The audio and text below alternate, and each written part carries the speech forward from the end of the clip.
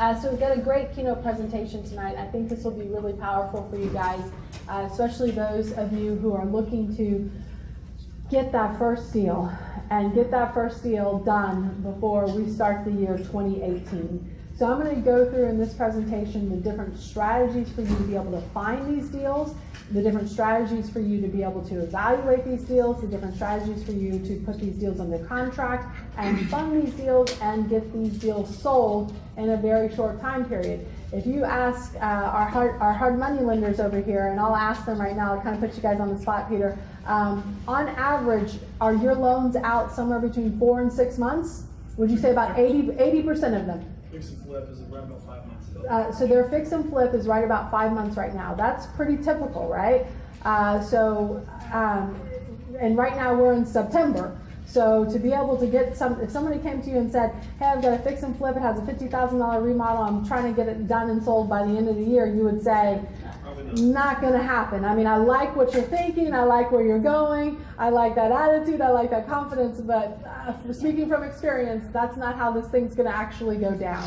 So if you are ready to do one of those fix and flip strategies, you're okay with staying in it a little bit longer, man, go grab some hard money, go get it done that way. But if you are looking to get in and out of a deal in literally 2.5 months, you're going to need a little different strategy to be able to do that. So we're going to talk to you about some of the strategies that complement some of the things that we do as real estate investors. So for Phil and I, what we've found is you can't just use one strategy as a real estate investor. If you are trying to fit everything into one strategy, you're going to very quickly realize there are not enough opportunities, or I can't make enough money doing this just using that one strategy. And we had that same epiphany too.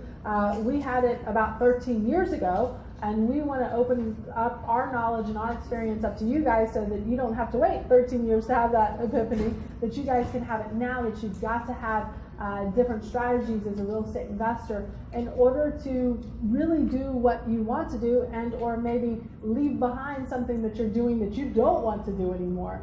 You cannot be a one-trick pony, and this is one of the things that we're going to go over with you guys to give you some of those strategies to be able to close that deal quickly.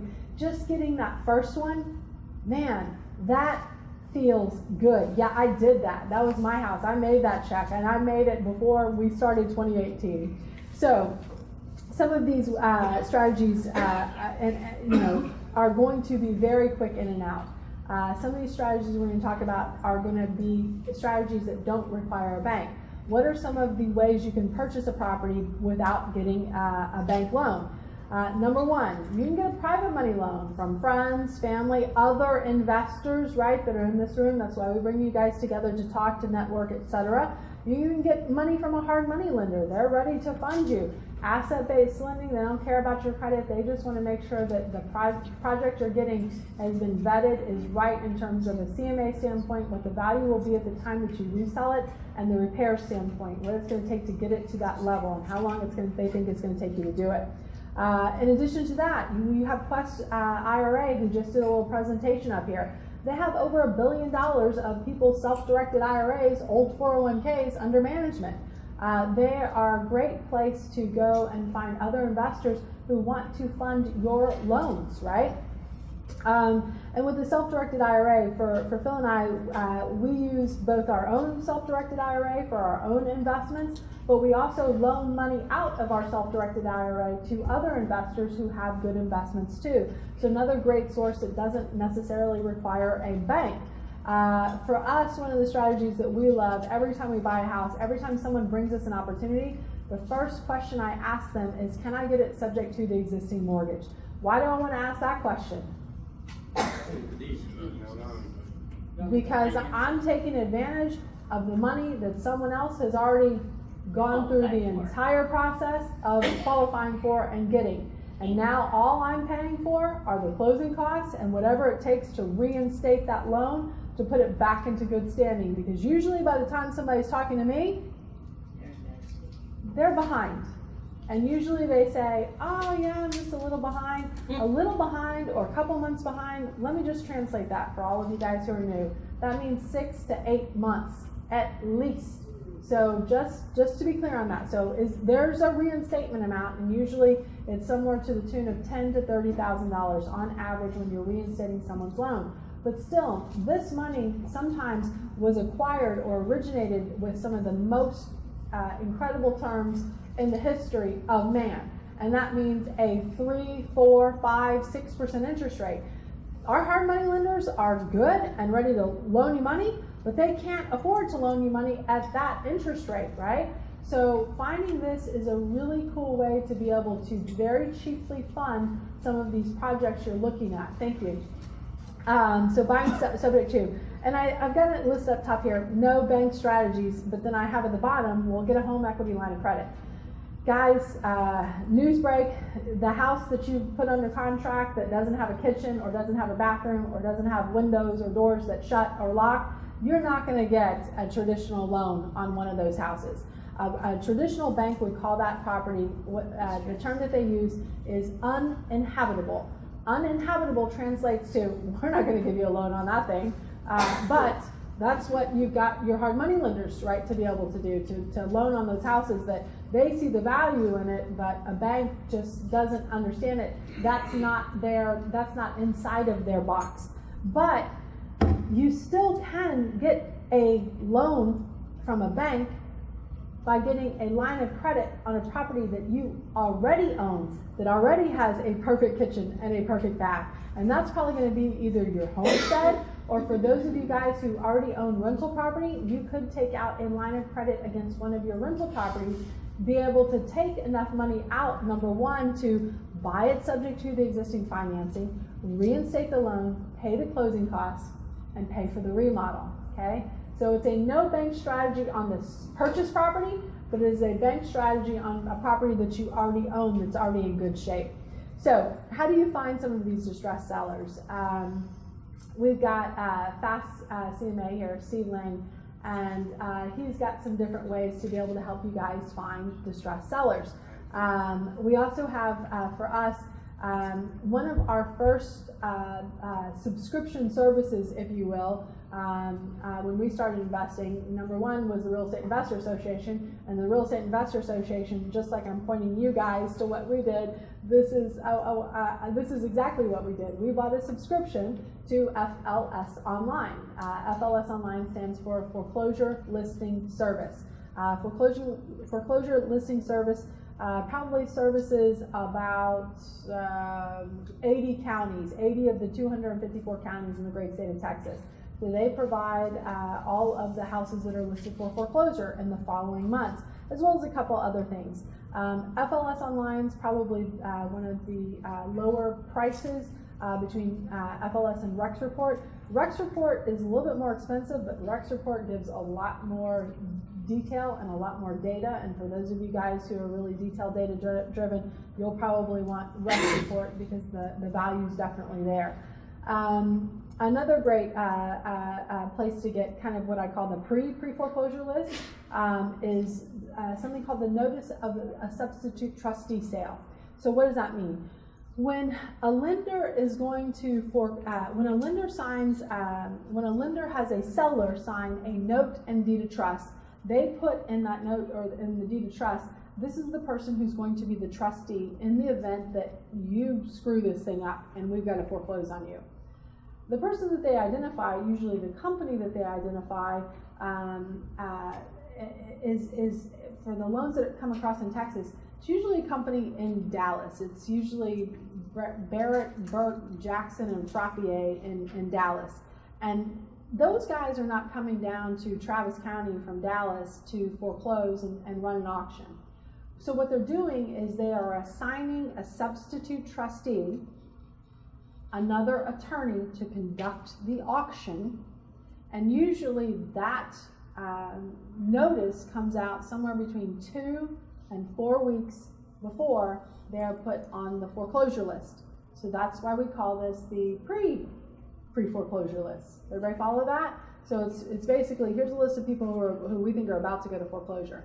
Now there are a couple of companies that compile this, but you can just pull it yourself every day, for example, if you want, just right off of the Travis County recording site as well. Another advanced notice, if you will, is something we call the 30, 60, 90-day late list. These are people that are somewhere between 30, 60, and 90 days behind on their mortgage. So again, this is the pre-foreclosure list, right? These are people who are in trouble, but they're not yet all the way there yet. They may recover, they may not, but if you get in front of them and you're able to talk to them, you've set that relationship before they're actually on the pre-foreclosure list. And then something that comes out even earlier than that, and it's not something that necessarily comes out, but it is what we call a modeled list. So this is a list of people that a list broker, for example, says, I think these people have a good chance of being pre-foreclosure candidates. I think these people have a good chance of going to foreclosure, meaning they're behind on credit card payments, or they're behind on a car payment, or they're behind on some other type of payment. They may or may not be behind on their home loan. But sometimes what they see is before someone gets behind on their home loan, they start missing these other payments here. So this is just a predictive list that you can have a list broker source for you. Market to these people that are on these different lists. How do you do that? Everyone's marketing strategy, we're going to talk a lot about marketing at our 3-day training event, but everyone's marketing strategy is a little bit different depending on how much time or how much money they have. If you are working a full-time job, you go in at 9 a.m., you leave at 7 p.m., you probably don't have a lot of time to spend on your real estate investing marketing business, right? So your marketing problem, the solution to that is going to be money-based. Because if you don't have the time, you better have the money. So you will throw money at the marketing problem. If you are recently unemployed and have all the time in the world, but you have no money, you will throw time at that marketing problem. If you're somewhere kind of in between, you might throw a combination at this marketing problem. People say, well, which one's the best one? Guys, people with time can make just as much money as people with money to throw at the marketing problem until they run out of trading time for money. And at that time, they better be making enough money as a real estate investor to start transitioning over to spend money on the marketing problem. Does that make sense to you guys? That makes sense to you guys? Okay, good. Just want to make sure.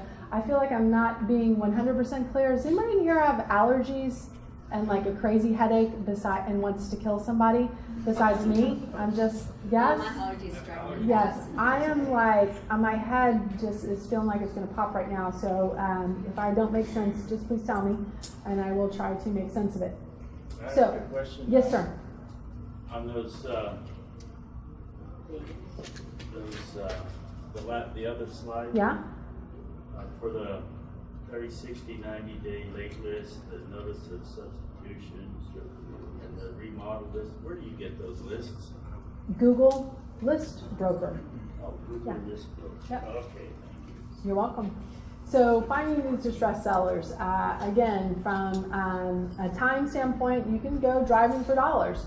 You can put out bandit signs. Bandit signs are a lot of work, especially in this Texas soil where you can only go down about this deep before you hit bedrock. And even just to go down this deep with your hammer as you're swinging into the ground, you're just like dripping sweat, right? So this is going to take some work. It's going to take some effort. It's going to be a little uncomfortable being out there doing this. In addition, bandit signs sometimes come with a penalty, and that is a fine from the city who says, hey, you can't do this. So bandit signs are, I don't know if illegal is the right word. Illegal is the right word. But at the same time, the bandit signs are probably one of the most effective marketing strategies. Everything in life, risk and reward, have to be in some type of balance. You might get charged $500 or $1,000 or $2,000 for putting out your bandit signs, but if that results in a $50,000 deal, I don't know about you, I'm okay with paying that fine, right? But everyone's gonna feel like, oh, I don't wanna do that. The people who don't wanna do that, you guys are the people who go 55 and the 55. The people who are going to do that, yeah, you guys are the ones who are going 70 in the 55. right next to me. But some of you guys will say, no, absolutely won't do it. There are other strategies that you can use, but this one is a very effective one. Driving for dollars, so driving through specific neighborhoods that you know, like these neighborhoods are turning over, or these are neighborhoods where the homes need a lot of repairs. Probate leads, so these are people who have recently died and or, not people who recently died, but the people who have inherited their real property. This is the list of those folks. This is a very valuable list because this is a list of people who got houses that they're not living in, they may or may not care about, or they may or may not have the ability to spend the time, effort, energy, money that it will take to get it fixed up to put it on the market for sale. So another great list. Bankruptcy list, these are people who have usually declared bankruptcy in order to avoid foreclosure. After you declare bankruptcy, you can't declare a bankruptcy right over again to get back off the foreclosure list. So usually after you come out of that bankruptcy, whether it's a discharge or dismissal, you're going right into the foreclosure list. So once you see that they've been discharged or dismissed, this is again kind of what we would call a pre-foreclosure list. Divorce list, a lot of times there's an asset that needs to be split. Non-owner occupants, these are landlords. Landlords who are not in the business of being landlords, landlords who should not be in the business of being landlords, who are managing their own property, dealing with their own tenants, dealing with their own toilets. Usually there's a burnout period. That burnout period is usually somewhere between year 3 and year 7. What's the difference? Sometimes you hit the lotto and you hit the jackpot and you get a great tenant.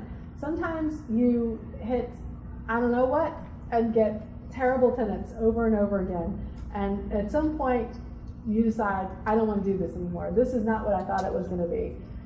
Usually that hits somewhere between year 3 and year 7. That's the sweet spot for when to be marketing to non-owner occupants, who, not people who own 20 or 30 properties, but people who own 1, 2, or 3 properties. People who are not really doing this as their full-time job, doing this on the side, so they're busy with something else, and they don't want to be, in some cases, bothered by, oh my gosh, I got another tenant issue. So this is a typical burnout period. Interview script.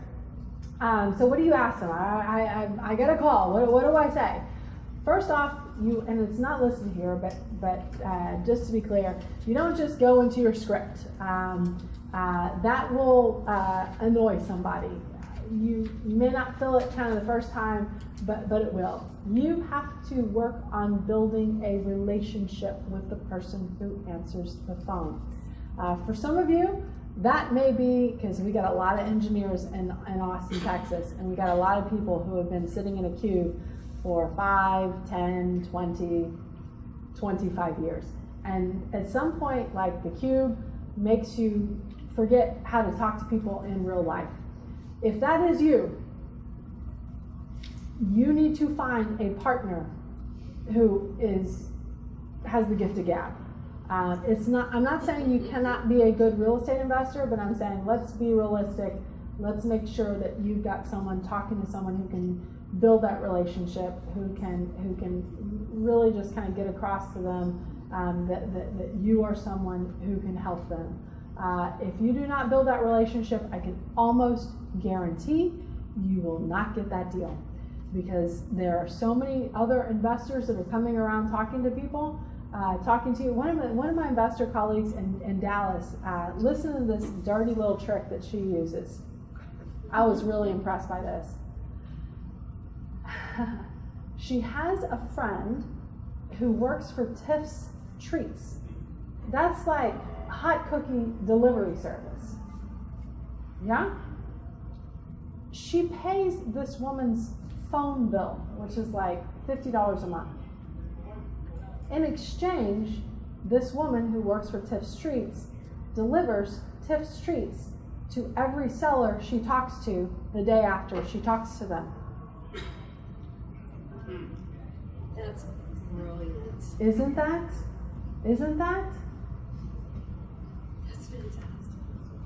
Who do you want to do business with? The person who's delivering you warm cookies, right? Exactly. Or the person who's saying, Well, what's your name? Well, what's your address? Well, how much do you think you're going to need in repairs? Well, how long have you lived here? Well, what's the loan amount? Yeah, you're not going to get the deal, right? The person who's delivering tips treats has a much higher probability. There's something called the law of reciprocation, okay? That's why I have chips and dips in the back, so you guys will join the membership of the association. I'm just saying, okay? Are there any more chips and dips back there, sir? Yes. Will you sample one and just let us, are they worn? Oh, you see some cookies back there too? No cookies, I'm sorry. But, so guys, if you guys are hungry, please go back there, grab some chips and dips. I think there's well, tell me what's on the menu back there, sir. Pico de gallo, chips, jalapenos, pickled jalapenos, salsa, like hummus, ranch dressing, celery, broccoli. What's in the hot warmer thingy? It's gone. Nothing. It's gone. That was the tips treats. Okay, yeah, thank you. Guys, please grab some food if you'd like. It's here for you guys. But after you build a relationship, right, after you get to know this person, you will want to go through an interview script. That interview script is going to be comprised of a couple of things that you'll want to know. Why are you selling? What is your motivation? What's going on? Usually this comes out as you're working with them to try to build that relationship with them. Get their personal info, all their contact information. Get not just their phone number, and how do you ask somebody, like, is this a cricket number that you only pay the bill like every so often, your phone goes off all the time? Is that you can't really ask someone that, but you may want to ask someone, hey, do you have a relative that I can reach out to just in case this number gets disconnected for any reason? So get the information a lot of times of someone who's close to them, or their work information. The information about the house, right? The size of it, beds, baths, what are the repairs that are needed on it? Get all that information so you know what needs to be done on that property, you know what that property looks like. And then again, I always like to get loan information because I always like to buy my property subject to the existing financing. So I want to know, how old is that loan? What's that interest rate? I always ask the question, when was the last time you made a mortgage payment? That's a much better question than asking them, are you current? Because they'll say, well, current-ish. I'm not too far behind. I'm not too far behind. Usually that means several months. I'm not asking them a question like that is a subjective question, right? You ask subjective questions, you're going to get subjective answers. You ask objective questions, you will get objective answers. So if you ask them very specifically, when was the last time you made a payment, you're going to get the number a lot better and find out really how far behind they are than asking them, are you current, right? So really dig in and get that information so you have a good idea of what you are walking into at the time that you are walking into it. And for those of you who are a little bit further along, if you're pulling up your MLS access, or if you've got a realtor who's doing a quick CMA for you while you're talking to this person, and if you're asking them about the repairs and you get a pretty good idea of what you think the repairs are going to be, they tell you it's a 1970 house, they tell you, some specific information about it or where it is, and you're looking in the MLS and you're seeing, oh man, all the houses in this neighborhood are selling for 500 grand. But to sell for 500 grand, you got to be completely remodeled and updated, right? So you can put these things together, and for some of you, you may even be able to make an offer over the phone. Yes? Yes? Who says yes? Who says yes? Some of you guys may say, how can you do that? After you do this a while, yeah, you'll be able to know, oh, it's this zip code or it's this neighborhood. It hasn't been touched in 10 years. Yeah, I know I'm going to be putting $80,000 into that thing. But I also know I'm going to be selling it for $400,000. So I'm going to do my investor math and come up with my formula, my offer, what it's going to be right there. So what is your offer? What's the maximum allowable investor offer formula? ARV minus 70% of ARV minus repairs. 70% of the ARV minus repairs. And holding costs.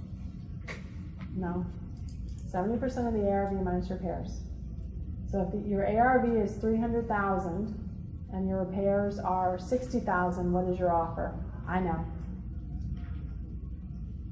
The ARV is 300,000. 300,000 times 70% is 210. 210 minus 60 is 150. Yes? Yes, you guys need to know these numbers, okay? Or know how to operate a calculator. I'm okay with either one, right? But don't get it mixed up. Don't get it mixed up. You gotta be very precise on this. Now, if you use that formula,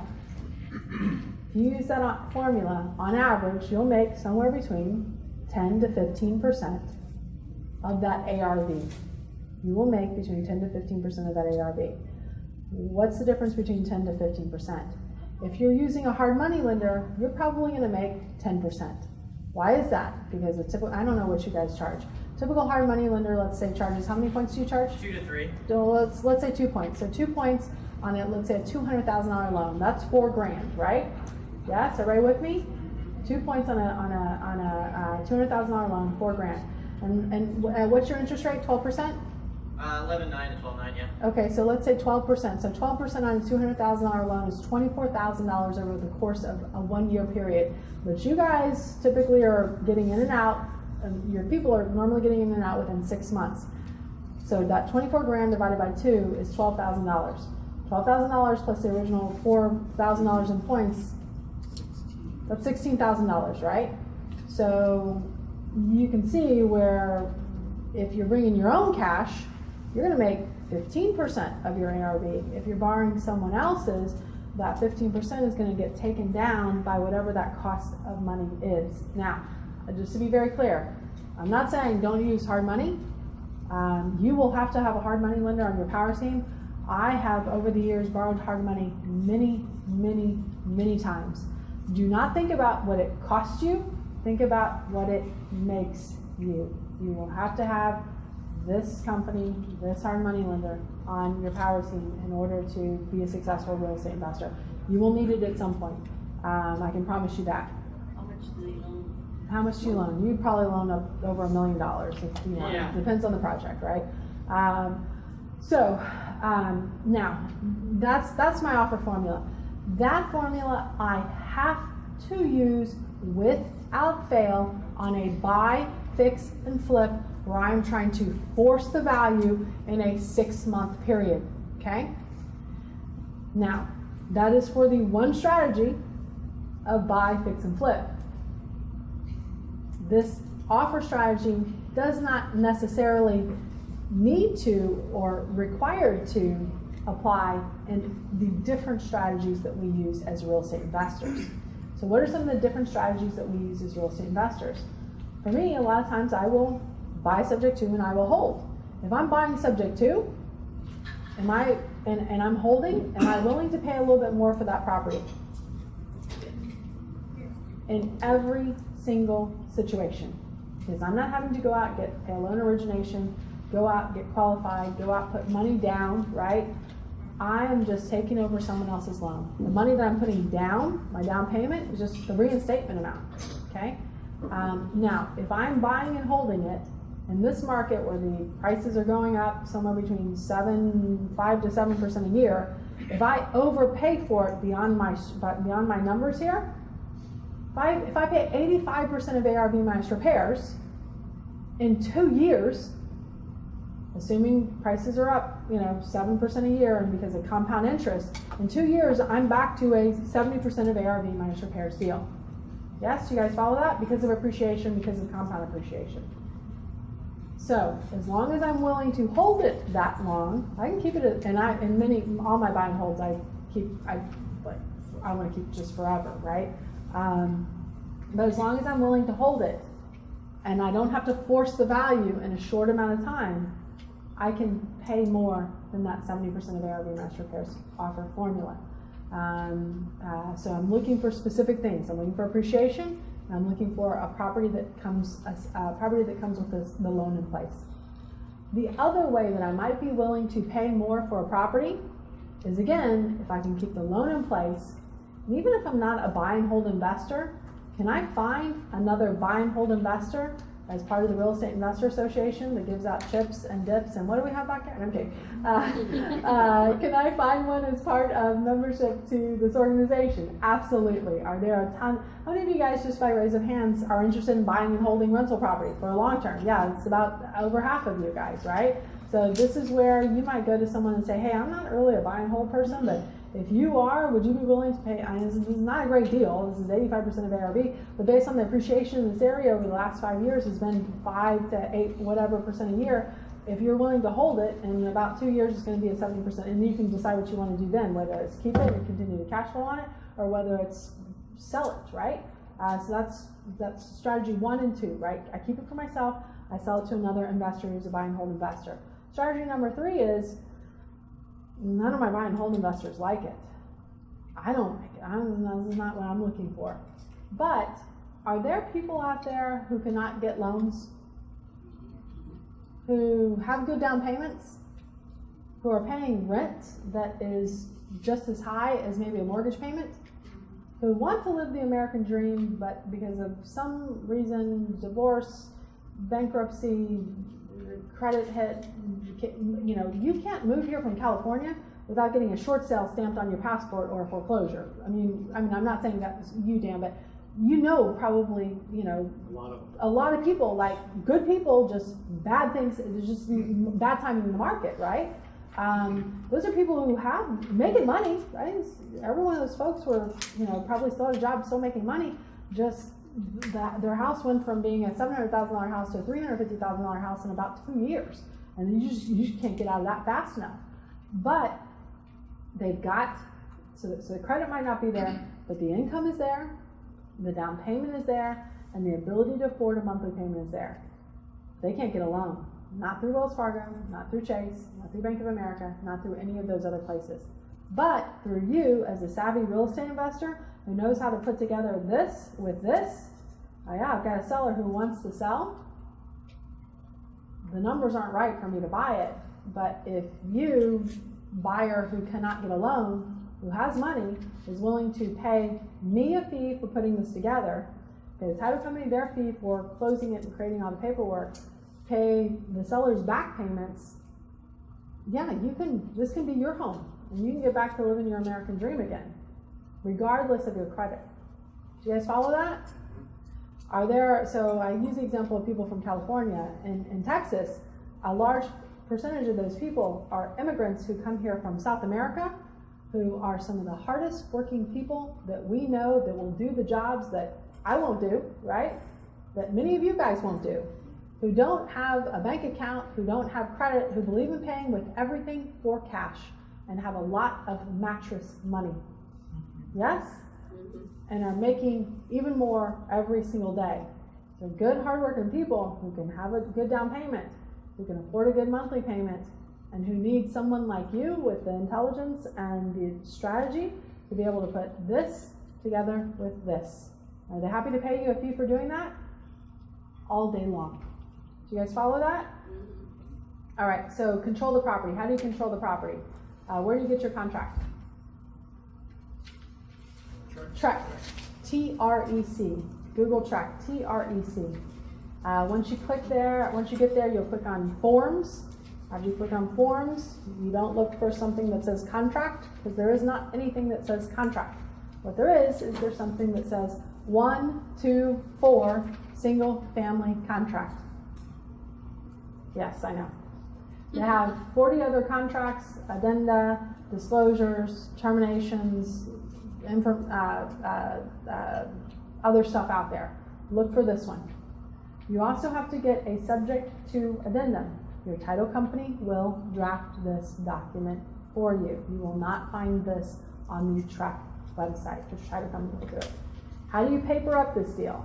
You find a seller who is in some sort of motivation. We've talked about some of these different motivation strategies, right? Yes? Yes or yes? This is the interactive part. It's okay. Yes? Yes? Okay, so we talked about the motivation, or we talked about the marketing strategies. You'll get that property under contract subject to the existing mortgage. So you use the Trek contract, you use the subject to addendum. As the investor, you'll go out and find a buyer, whether it is yourself, you want rental property, whether it's another investor who wants rental property, or whether it is a homeowner who cannot get a traditional loan. You're putting it under contract, you're effectively doing a wholesale of it. The wholesales happen a little bit faster than a buy, fix, and flip. It happens on average at least 5 months. Again, this is the interactive part. Like, I could all go home. I got an 8-year-old waiting at home for me. Do you guys follow what I'm saying? Yes. Thank you. Okay? So find that buyer. You'll sign a new contract with them. That buyer will pay you an assignment fee. They'll pay it at closing, okay? And at closing, the deed will transfer from the original seller to the end buyer. In Texas, we have 3 documents that we use and that we file and that are recorded. There is the general warranty deed that says who owns this thing, right? Who has title to this thing? Then there's something called the promissory note, and then there's something called the deed of trust. The promissory note combined with the deed of trust allows for a non-judicial foreclosure in the great state of Texas. When you are doing a transaction like this, the general warranty deed transfers to the new buyer, but that existing promissory note stays in place. Now, the title company will create a wraparound mortgage around this existing mortgage that will give the seller a note and a deed of trust, which means now if the end buyer stops making payments, the seller can foreclose on the end buyer in the exact same way with the exact same documents and forms that Wells Fargo can foreclose on you in the event that you stop making payments. So everybody kind of ish follow that? Okay. I will say, I'm getting into some of there are a lot more, and Phil at the training event will go through about 3 hours of the nitty-gritty details. These are some of the nitty-gritty details. You don't have to know all of this. The title company will do it for you. But what I find is a new investor is like, well, wait, what about this? And what about this? And what about, and we get into like hypothetical wonderland of all these things that will never happen, but people just have to know. Tonight, because we do have families and stuff to get home, I don't have time to go through all of the hypothetical wonderland, but again, Phil will answer any questions you have about this at the training event that we do. So you market the contract. Where do you market the contract? Again, you could buy it, you could market to somebody that's part of the Real Estate Investor Association, you could do it on Craigslist, you do reverse bandit signs, hey, for sale by owner, owner finance is available with that property. Just to be clear, if you are not a licensed realtor or broker in the great state of Texas, you are not selling the property. Because if you're doing that, then you are acting like an unlicensed realtor. There are fines and penalties for that. Instead, you are marketing your contract. You have something called an equitable by having it under contract. And because in Texas, that contract is a unilateral option contract, which means only the buyer can back out, you have something called an equitable interest in that property. That equitable interest in that property allows you to market and sell that contract, not that property. It sounds like, what's the difference? It is very nuanced, but these words count when it comes to Texas Real Estate Commission and when it comes to realtors, so just be very clear on that. How many of you guys are worried about, well, hey, wait a second, what about the due on sale clause? Anyone? Anyone who's been reading all these books and stuff? Yeah, Steve? What? I didn't hear it. Due on sale clause? So every mortgage that was originated roughly after 1995 has something in it called a due on sale clause. Basically what that says is, in the event that you do what Shanoa just told you to do, that the lender, and the way that it's written in here, you can read it up here, it says the lender may, at its option, accelerate the loan and foreclose. Now, Peter, come on. I'm making payments on this loan. Are you going to foreclose on me? Not only will I not foreclose, I'll extend. Because you're making money. Yes, because someone's making the payments. And because you get a fee when you extend. Right? Yeah. But what we found is the same thing And we've been buying properties subject to the existing mortgage since literally 2003. We automatically put this as a strategy that we use to buy and finance these properties. And what we've found is, man, you make the payments on time, the bank really doesn't care where that money's coming from. They just care that that money is coming. Historically, lenders never call a performing note. They don't care. What they do care about is, did that check clear? And that is a yes or no. If the check did not clear, then yes, whether you sold it subject to or not, or you own it subject to or not, yes, they will accelerate that loan, but they will accelerate that loan on the default clause that's associated with you not paying the mortgage. If I stop paying you, at that point, would you accelerate the loan? Yeah, probably. Yes, right. You'll try and work something out with Yeah, me. Yeah, because you know me. Yeah. But Wells Fargo doesn't doesn't. I mean, sometimes they'll do that, but not always. And remember, and this is something that one of my attorneys taught me: there is no due on sale jail. Okay, there is no fine or penalty like bandit signs, right? There's a fine for that, right? There's no fine or penalty written into the deed of trust or the promissory note that says that, hey, if you do this, we're going to fine you. We're going to fee you. We're going to do, nope, nothing like that. Okay, just being clear on that. Okay, so objections. So sometimes the seller will say, listen, I don't have any equity. You want to buy my house? I love this. This is awesome. Except one little thing. I don't want to sell. I want you to pay off the loan. Sometimes you have to explain to a seller who has little, no, or negative equity that the only value that is in your home is in the loan, and is in the ability to transfer that loan to an end buyer. Because otherwise, you're just another property trying to get sold on the MLS. You have to, and sometimes this is a conversation that needs to be had 2 or 3 times at the initial meeting, and then again 2 or 3 weeks later, and then again right before or right at closing. Sometimes it's just like, oh, I just don't understand why I can't sell you my house that's worth $200,000. I just don't understand why I can't sell it to you for $200,000.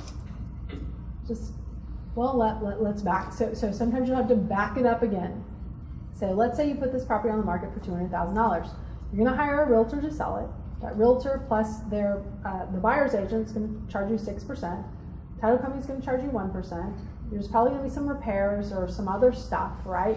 At the end of the day, you're going to pay at least 8% of the sales price of the home. 8% on a $200,000 home is $16,000. So yes, we can sell your $200,000 house for $200,000 as long as you're willing to bring $16,000 to the closing table. I can do that for you all day. Listen, I'm a licensed realtor and broker in the great state of Texas. Be happy to put it on the MLS for you. Well, no, wait, what? No, but what about the thing where you said earlier, like I wasn't going to have to bring any money to the closing table? Absolutely, but that's if we sell it subject to the existing financing. So sometimes you have to have that conversation and just reiterate, and it'll eventually sink in, but you know. All right, so alternative to that, if they have equity or it's a low payment, again, for me, I'll keep it as a rental, or I'll wholesale it to someone else who wants to keep it as a rental. So this is a complex strategy, guys, and I don't expect, literally this is something that we could talk about for a minimum of 3 hours before you guys said, okay, I get it and I'm totally satisfied. We don't have all that time, obviously, here for the rest of the night, but this is one of the key strategies that I want you guys to get to know and get to learn, so that as a real estate investor, you've got different ways to buy properties, different ways to finance properties, and different ways to get that first property under contract this year and get it sold this year without you taking title, without you doing the remodel, with you just having this part, right? The knowledge part of it. So the truth is, this works if you understand it and can sell it. What I find is the biggest hurdle for most investors in getting this is the investor, because most investors say, I would never do this. Yes, I know that, because you have the perfect life, you've got a great job that pays you great money, you have great credit, you are not behind, you are still married, you still have an alive dog, and your truck still works. Yes, it's not going to be you, right? It is going to be the person in that country song where all of those things went foobar a long time ago, and now you are the last choice. Okay? Yes, I know. I would never do it either. This is not plan A, guys. This is not plan A for anybody. By the time they get to someone like us, they've exhausted A, B, C, D. You are now the last shot. Yeah? But you have to kind of divorce yourself from where you are in your life. And like, if you say, I would never do this, or under no circumstance would I do this, how are you going to be able to sell this? You're not. You're just not, because you don't believe it. Truth is the perfect solution for people with little, no, or negative equity. This is a great solution for you as an investor with little, no, or negative cash, anything, right? Yeah. You can do this without having it. So Phil and I we are not the no cash. This is how you can make all this money without having any money. No, guys. Normally, like if somebody comes here on a bus, I'm going to tell them this is not going to work out for you. Almost all the strategies that we talk about require some type of capital. This is one of the few that really is if you took the bus here, have a seat. You can stay, right? We've got something for you that we're going to talk about, a different strategy that we're going to talk about tonight. This is a perfect way for someone who's just getting started to be able to make money at this.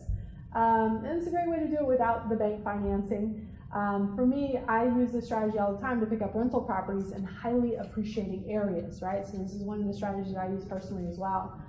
You do have to have the right team in place. You do have to understand it, believe it, to be able to make it work. You do have to do the marketing to do it. Guys, don't think you're going to be a good real estate investor without doing the marketing.